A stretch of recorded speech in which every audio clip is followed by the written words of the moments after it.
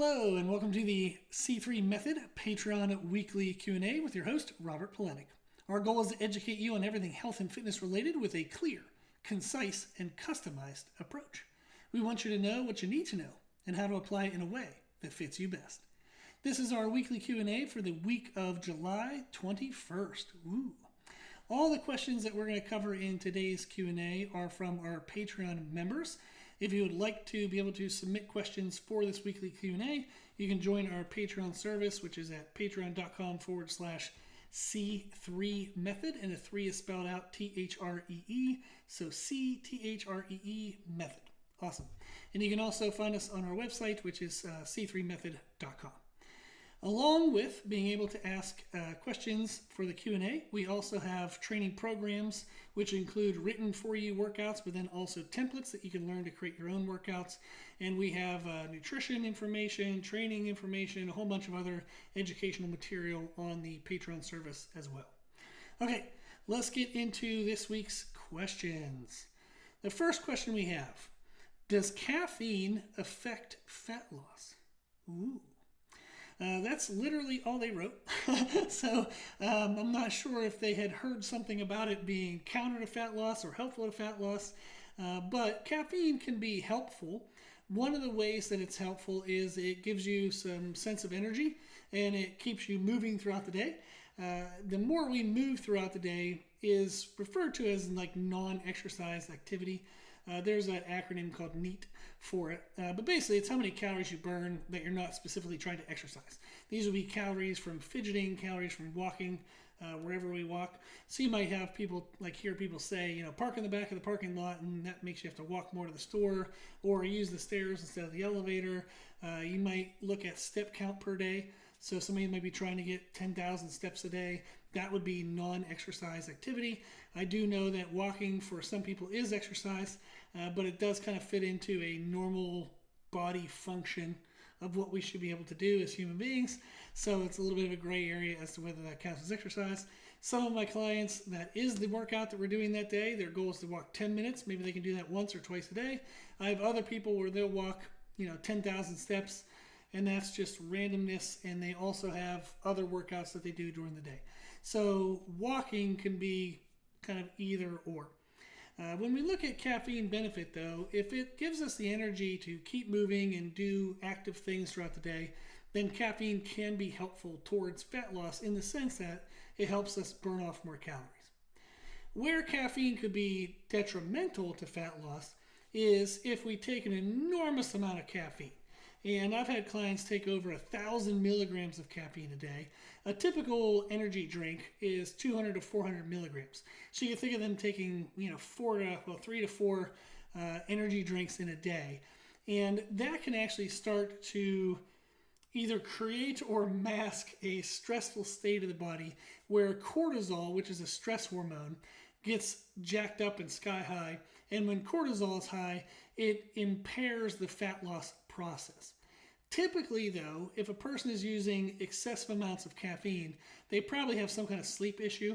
And that sleep issue usually existed before the caffeine use did. So they usually had some type of sleep issue, started taking some caffeine, like drinking a little bit of coffee in the beginning of the day, then they wanted an energy drink in the middle of the day, then all of a sudden they're taking coffee at like 2 or 3 in the afternoon, and all of it starts building to mask that sleep problem. And then because their caffeine is so high, they have sleep problems. So it can be very layered and difficult to unravel. But that would be the answer to, does caffeine affect fat loss? Yes, but it can affect it positively and it can affect it negatively. It kind of depends on the way in which you use caffeine. Do you need caffeine for fat loss? Absolutely not. So if you don't want to take any caffeine or drink any caffeine throughout the day, totally fine, no worries. If you drink a little bit of caffeine just to get your body up and moving, totally fine. If you drink so much caffeine that it's impairing your sleep quality, probably not fine. That's probably something we want to work through and work on addressing the sleep issues, the stress issues. Maybe we're under eating our calories too severely, and that's causing all those issues, and we're using caffeine to mask that. So there's definitely something to unravel when we get to that end of the caffeine intake. Awesome. Okay, next question we have. How can I decrease food cravings at night? Ooh. The quick and easy answer is to eat more during the day. Almost always, when somebody has excessive cravings at night, it's because they've undereaten during the day. If your goal is fat loss, we do want to be in some type of caloric deficit throughout the day, so it promotes the burning of body fat for fuel. However, the amount of deficit is usually what people kind of mess up. They either skip breakfast or they eat a very short, small breakfast, or they either skip lunch or they eat a small lunch. And then usually by the end of the day, they're starving, they're hungry, they eat dinner, and they usually eat it very quickly. So they almost ingest all the calories before their brain registers they ate anything. Our brain registration of how much we've eaten can take 15 to 20 minutes. And if somebody's just shoving food in their face, they can shove in a lot of calories before 15 to 20 minutes. So then all of a sudden the brain goes, holy crap, how much do we eat? Now I'm bloated and I feel disgusting. Or they eat a controlled dinner, but it wasn't enough to cover that stress gap that they created during the day. So now all of a sudden they're having more snacks before bed. And then usually at that time of the day, we're not in our best mental state to make good decisions. We have decision fatigue by the end of the day. So we tend to choose what is convenient and what tastes good, not what is actually good for us. So one of the pieces of advice you might hear somebody say is, oh, well, if you're hungry, just eat protein. Well, at the end of a long day, when somebody's stressed, they're tired, the last thing they're craving is protein. So that advice sounds good, but it's not really applicable. People aren't going to do it. So that would be the first thing I would look at is, am I eating enough calories during the day so that way I'm not so ravenous at night? One of the ways we can do this real quick and easy is if you go to the website calculator.net, you can use their BMR calculator, and then you can plug in your age, gender, weight, and if you have an idea of your body fat percentage, you can put that in there. If you don't, that's okay. They have an option where you don't need to know that. It'll then tell you what your BMR is. Your BMR is your basal metabolic rate. It's how many calories you burn doing nothing, just being alive. That's how many calories you burn. And then they also have a chart that says if you have a sedentary lifestyle or if you're active 2 to 3 times a week or you exercise 5 to 6 days a week, here would be the total number of calories that you would need. What your goal would be is to eat above your BMR. Like that is your bottom, your basement, the floor of where you want to be. So if you have a sedentary lifestyle, for example, maybe your BMR is 2,000, and then they say, okay, if you're sedentary, you can eat up to 2,800. Let's just go with those numbers. Then your goal every day would be to be between 2,000 and 2,800. On days you feel like you can push for a little more fat loss, you would be further under the 2,800, but still over 2,000. On days where you're feeling like, I feel like crap, I'm so hungry today, my body just needs to kind of recover and catch up, you would eat closer to the 2,800. So BMR calculator on calculator.net can give you a ballpark idea of how many calories you should be consuming, with your BMR being the baseline of how many calories you should aim for. Then, now that we know our BMR, one of the ways that I teach clients to distribute their calories is by thirds. If we think of our day as, everybody has a 24-hour day. We sleep 6 to 8 hours, which means we're awake for 16 to 18 hours. If we divide the time that we're awake into 3 sections of the day, so the first section of the day, the second section, and the third section, that would be roughly about every 5 to 6 hours. So in the first 5 to 6 hours of the day, the first 1/3 of our day, we want to eat 1/3 of our calories. In the second 5 to 6 hours of the day, the second third of the day, we would eat 1/3 of our calories. And then in the final third of the day, the final 5 to 6 hours, we would aim for 1/3 of our calories. If you're able to do the first 5 to 6 hours, the first time block, and the second 5 to 6 hours, the second time block, if you're able to get close to the 1/3 calorie intake in each of those time blocks, you'll notice you're way less hungry by the evening time block. So that is some advice and some concrete numbers that you can use to figure out how many calories you should be having during the day, and that'll help you crave less at night. Awesome. Okay, next question we have is a training question. It's a little long, so stay with me on this one. I'm following the strength program with the intent to compete in powerlifting. I feel as though my lower body lifts, squat and deadlift in parentheses, are acceptable for my body weight, however my bench press is not. I struggle specifically with strength off my chest. When I started adding a competition pause in my bench training, my strength dropped by 40 pounds. Firstly, is that amount of strength drop normal? Secondly, how can I prioritize building strength from the chest? It is normal that if you don't normally train with a pause on your chest for bench pressing, that when you start to add that in, it's going to, definitely crush your strength. So if you're coming from the background of like bouncing the bar off your chest, that will absolutely cut down your strength. The other thing you'll often see in powerlifting is for somebody to compete in powerlifting, when they bench press, their butt has to stay on the bench. And typically, if somebody's coming from a non-powerlifting training background, their butt will sometimes shoot off the bench because they're trying to push with their whole body. And if their butt is coming off the bench, that wouldn't count in a powerlifting meet. So then when they want to practice specific to a powerlifting meet and they keep their butt on the bench, their strength will go down as well. One nice thing, though, is that usually recovers relatively quickly. I would say within an 8-week span, you're going to gain most of that strength back as your body just gets used to the stimulus of having to create the pause. If you learn how to do your technique correctly, you can actually build a muscle stretch reflex tension on the way down. So then as you want to pop off the chest, there's this nice like spring type of explosion that you will be able to develop as you work on your technique. So it is normal that when you add a pause on the chest, that your strength will go down. And then the second question they said is, how can I prioritize building strength from my chest? Spend more time at the chest. You can either do longer pauses, maybe a 3-count pause, 5-count pause. One way to do this is if you do, like I like to do 4-week progressions for my one-on-one clients. So they'll have an exercise for 4 weeks, and then we kind of switch out for different stuff. So maybe week 1, they can do a 3-rep max with a 5-count pause. Then week 2 is a 3-rep max with a 4-count pause. Week 3 is a 3-rep max with a 3-count pause. Week 4 is a 3-rep max with a 2-count pause. So you can progressively shorten the pause. That'll allow you to have a little bit of a weight load progression throughout the program, and that pushes the CNS to adapt and create more strength. So you can play with pause lengths. You can also do variations in which you would maybe take away leg strength. So a Larson press, which is where your legs are straight off the bench rather than touching the ground, and then just bring the bar down to your chest, but not having any leg drive, anything else to help with. You just have to kind of generate that force off the chest. That's going to spend time in this weak area, and that will develop strength there as well. We also have a Spoto press, which is when you come down and you stop about an inch off the chest, inch or two, depending on how big you are. About an inch or two off the chest, you pause, 1, 2, and then you have to press from there.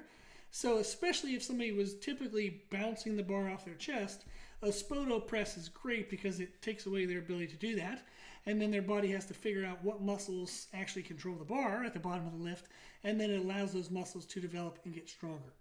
So the general answer is, how can I get stronger off the chest? Spend more time at the chest in any variation you can find, and then really, really, really deep dive into technique. Watch a lot of YouTube videos. You can look under our page. Our old business name was Brutal Iron Gym when I owned the public gym. So you can look for Brutal Iron Gym bench press technique on YouTube. Really good video. I made it, so I'm biased, but it's a damn good video. And it explains a lot of really good content there. And then the YouTube channel Animal, which is a subdivision of Universal Nutrition, which is a supplement company. They have amazing videos. Amazing videos. So that would be a good resource. And then also Super Training 06, Mark Bell. Back in the day, he used to have guests come and teach their techniques for various lifts, which would include the bench press. So that would be a good one. And then also anything by Josh Bryant. His YouTube name is Jailhouse Strong. You can literally anything he says, do it. It works. So those are a couple good resources you can use. Just deep dive into technique. Assume that you can get better at every single aspect. Experiment as much as you can. Find what works for you. So use the variations that extend the time that you're at your chest, and then work on your technique by just soaking in as much knowledge and information as possible, and then applying that in your training to see what of the cues and commands that people are teaching kind of feels best for you. Awesome. Next question. How do you decide on what is the right training volume to use in your training programs? Great question. I actually made a podcast about this. I think it would be the podcast directly before this one. If you want to check that out on our podcast, which is the C3 Method podcast hosted by Rob Polenic, you can find that on pretty much most, like iTunes, Podbean, all those places. And that one, I talked about what is the best training volume for muscle growth. For these programs, we do have other programs, not just muscle growth. We have strength, we have fat loss, we have functional athleticism. In all of these programs, what I'm aiming for is a workout that'll take around 60 minutes, because that fits most people's scheduled time availability, and a workload capacity that would push beginners, match intermediates, and then for advanced athletes, they're probably not following a program off Patreon. This is going to sound, I don't know if this sounds good or not for business. That's just the truth. Is if they're an advanced athlete, they're probably working with a coach one-on-one, and that coach is making them personalized programming. It's very rare that an advanced athlete is going to find, will use some type of generic style programming. They're going to want to get one-on-one type helps. That way everything's 100% customized to them.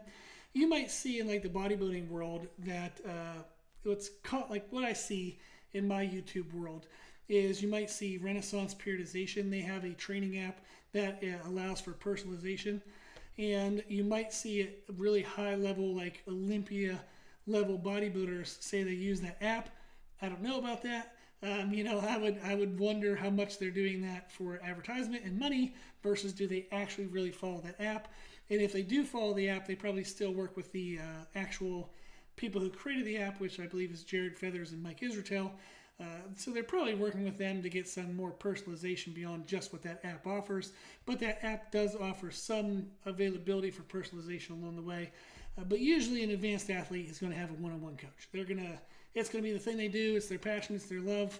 It's how they make money often. So they're going to have a one-on-one coach. Those are a lot of the athletes I have. So I do work with people who have like IFBB Pro Card, Natural Pro Cards, elite level powerlifters, people who make their complete living off of what they look like on Instagram.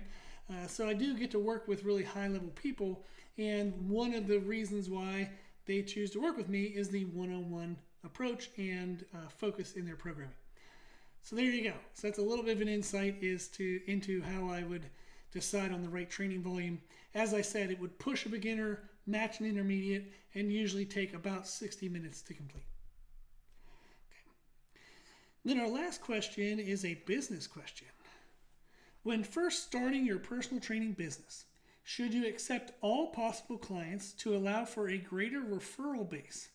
Or should you be more selective to potential clients that you think would get the best results? For referral growth, is quantity or quality better? Ooh, that's a fun question. I'm definitely going to say take everyone that is willing to work with you. Because in the question you said when first starting. That is a very important phrase in this question. When you're first starting, you want to gather a ton of experience, make some good money, and the more people you can help, the better. You're going to learn a lot, and since you're newer into the business, I would say it's going to surprise you from time to time who actually has the best outcomes and who doesn't. It is not often the people with the best genetics. There's a lot to unravel here. But people who are going to get the best results are going to be the people who give the most to the process. It doesn't mean they had the most to give. There's a difference. It's the people who are going to give the most. They're willing to give the most. That doesn't mean they're always going to be starting out the most fit or the strongest or the leanest or the most muscular. They're not going to be the most genetically, best starting position people. Are some of those going to do great? Absolutely. Are some of them going to fizzle out? Absolutely. Are people with poor genetics going to do amazing and be wonderful clients for you, make great progress, be, loudspeakers for you and tell everybody they know?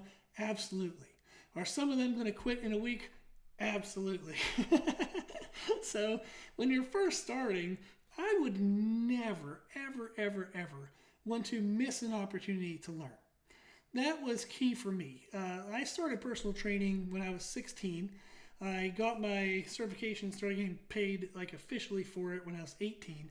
I'm 41 now, about to turn 42. So I've been doing this for a long time. When I first started, from say 16 to 27, I didn't have my own gym. I just trained kind of wherever and whoever as I went through undergrad and grad school and did all these other things. At 27, I opened up my own gym. I ran that for 12 years. And at that time, in order for me to start, I was already teaching at the university and I was already training at the university. So I had some client base and some notoriety around town. But when I opened my gym, I wanted to pay the bills as quickly as I could. I wanted to grow the base of the gym as quickly as I could. So I trained people for $20 an hour. Oh my God. So I very quickly was able to get to 50 hours of one-on-one, face-to-face training.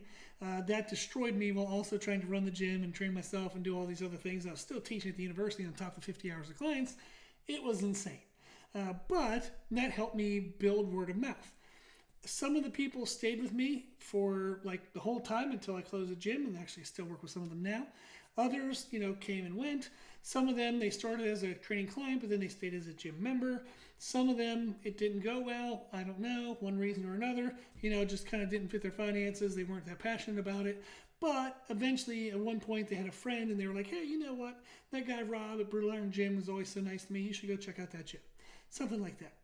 If you're wanting to grow your business, so you're starting your business, do not miss an opportunity to learn. Do not miss an opportunity to grow your brand name and brand recognition.